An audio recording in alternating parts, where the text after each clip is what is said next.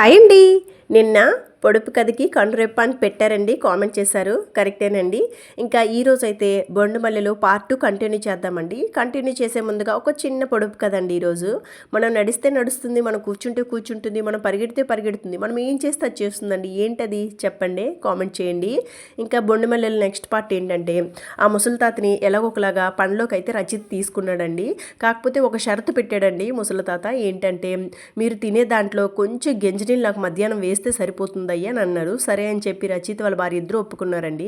అలా ముసలి తాత పూలను పెంచి కట్ చేసి కోసి అమ్మేవాళ్ళండి. కొన్ని రోజులకి ముసలి తాత, నేను ఇంకా పనిలోకి రాను బాబు, నా కూతురు మంచిగా అన్నం పెడుతుంది, నాకు ఇన్ని రోజులు డబ్బులు లేక, నేను తిండి లేక, మీరు పెట్టే గంజే నాకు రోజుకి ఫుడ్ అయిపోయేదండి. ఇప్పుడు బాగానే వండి పెడుతుంది, నాకు కూడా ఇంకా శక్తి లేదు, నేను రాను అని చెప్పి మానేస్తాడు తాత.